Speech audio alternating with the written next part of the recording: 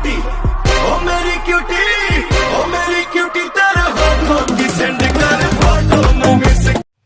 नमस्ते प्रणाम। तो कैसे हैं आप लोग? आई होप आप लोग अच्छे होंगे। मेरा नाम गौतम कुमार। आज मैं एक ऐसे कलाकार के बारे में बात करने जा रहा हूं जो भोजपुरी इंडस्ट्री के सुपरस्टार किंग कहे जाते हैं।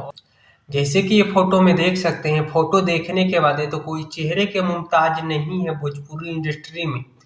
इनका नाम पवन सिंह है। इनका एक सॉन्ग रिलीज किया गया है, बॉलीवुड सॉन्ग रिलीज किया गया है 5 वर्ष पहले, जो अभी 2 नंबर पे ट्रेंड कर रहा है। जैसे कि देख सकते हैं, ये song T T series music recording studio से रिलीज किया गया है, जो अभी 2 नंबर पे ट्रेंड कर रहा है। ये सॉन्ग का टाइटल है चुम्मा। ये सॉन्ग का बोल है, हे मेरे क्यूट तेरी होटो के सेंड कर फोटो मैं मिस करूंगी।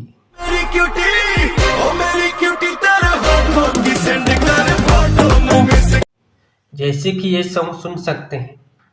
ओ मेरी क्यूटी, ओ मेरी क्यूटी, ओ मेरी क्यूटी तेरे होठों की सेंड कर फोटो मुझे से।